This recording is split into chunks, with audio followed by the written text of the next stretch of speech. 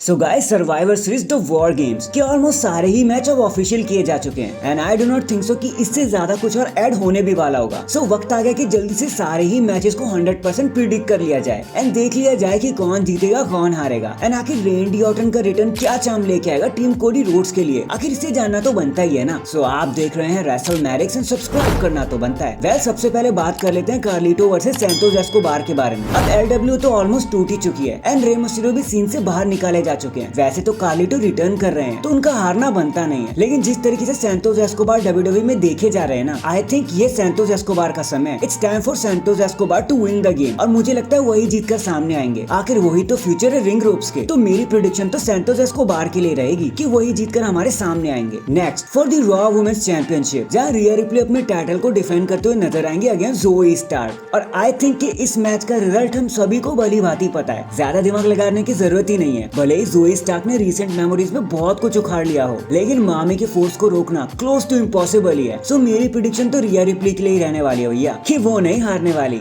वो इंडियन अपने टाइटल को रिटेन कर ही लेंगी चाहे जैसे भी करे। And for the intercontinental championship, ज्यादा मिस को मौका मिलेगा हिस्ट्री क्रिएट करने का जब वो फेस करेंगे द रिंग जनरल गंथर को। अगर ये मैच देखो नॉर्मली टाइम्स में होता ना तो मैं स्ट्रेट आउट द मिस को पिक कर लेता, but as we all know WWE ने गंथर को एटलीस्ट इस तरह हारने के लिए तो टाइटल दिया नहीं होगा। गंथर की लेगेसी 500 डेज की हो गई है एंड अभी इससे ज्यादा और भी आगे जाना है उन्हें। तो भले ही द मिज ए लिस्टर हो, ग्रैंड स्लैम चैंपियन हो या फिर फ्यूचर हॉल ऑफ फेमर ही हो, लेकिन मेरी प्रेडिक्शन फिर भी गंथर के साथ ही जाएगी and there is no way कि मिस का कोई चांस है उनके खिलाफ। So the winner will be Gunther. And next the war games women's की तरफ से, जहां टीम डैमेज कंट्रोल फेस करेंगी टीम बियांका बलेयर को। अब इस मैच ने मुझे जरा सा सोचने पर मजबूर कर दिया, क्योंकि नॉट ओनली यहाँ कायरी सेन का रिटर्न है, बल्कि आस्का इयो स्काई एक बार फिर से रीयूनाइट हो चुके हैं। चांस तो उनके भी प्रॉपर बन रहे हैं, लेकिन मेरा मानना ये है ना कि बेली शायद अपनी टीम को बीट्रे करती हुई नजर आएंगी, जिसकी वजह से टीम बियांका ब्लेयर को एक एडवांटेज मिल जाएगा और वो मैच जीत जाएंगे। लेकिन अगर मैं नॉर्मल कंडीशन के बारे में भी बात करूं, तब भी मेरी प्रेडिक्शन चाहे बेली टर्न करे चाहे ना करे, मेरी प्रेडिक्शन तो बियांका ब्लेयर के साथ ही रहेगी कि उन्हीं की टीम फाइनली जीत जाएगी। और वैसे भी उनके साथ यार बैकी लिंच, शार्लेट फ्लेयर, खुद बियांका ब्लेयर भी है। तो आपको लगता है कि इतनी भारी भरकम टीम किसी से हार जाएगी? सो मेरी प्रेडिक्शन होने वाली है टीम बियांका के लिए। अब इसके बाद एक ना अनसेड मैच के बारे में बात कर ली जाए, जहाँ पर शिंसुके नाकामुरा अपने ओपन चैलेंज को लेकर आएंगे और पता है उनको फेस कौन करेगा, उनके ओपन चैलेंज को आंसर कौन करेगा? The best in the world CM Punk. अब मुझे पता है आप क्या सोच रहे हो कि यार ये फिर से शुरू हो गया, लेकिन मैं क्या करूं भाई, रूमर्स इतने ज्यादा स्ट्रॉन्ग है कि मैं बताए बिना रह ही नहीं पा रहा। अरे कितना इग्नोर कर लूंगा मैं? तो आपको सब पता होना चाहिए, अगर शिंसुके नाकामुरा किसी भी तरीके से ओपन चैलेंज लेकर आ गए, तब तो भैया आप मान जाओ कि हम सब गलत और सीएम पंक सही,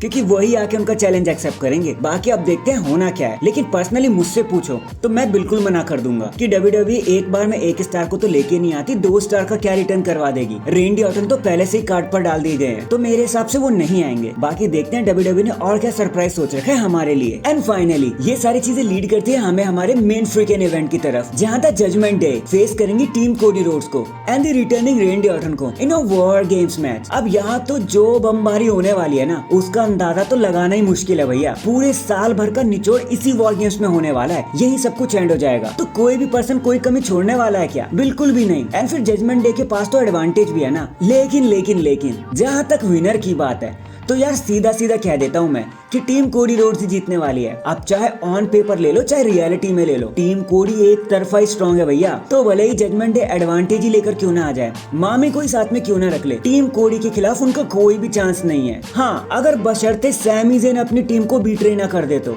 क्योंकि मैंने आपको बताया ही है कि सैमी ज़ेन का हील टर्न आने वाला है। तो अगर इस मैच में उन्होंने कुछ कर दिया, तब तो भैया पूरे चांसेस बन रहे हैं जजमेंट डे के भी। एंड क्योंकि लास्ट मंडे नाइट रॉ में मैंने उनका बिहेवियर जरा सा नोटिस किया था, वो जरा से अजीब बिहेव कर रहे थे, शायद आप लोगों ने भी नोटिस किया होगा। बट स्टिल अगर एक साइड पिक करनी हो तो मैं टीम कोडी को ही पिक करूंगा कि वो ही इस मैच को जीत जाएंगे। So that is it guys, आज के लिए तो बस इतना ही। आपको क्या लगता है सर्वाइवर सीरीज वॉर गेम्स में क्या कुछ हो सकता है? कमेंट करके जरूर बताना। एंड चैनल पर नया है तो चैनल को जल्दी से लाइक एंड सब्सक्राइब कर दो। बाकी मैं मिलता हूँ आपसे किसी और अपडेट के साथ, तब तक के लिए अपना ख्याल रखें और खुश रहें।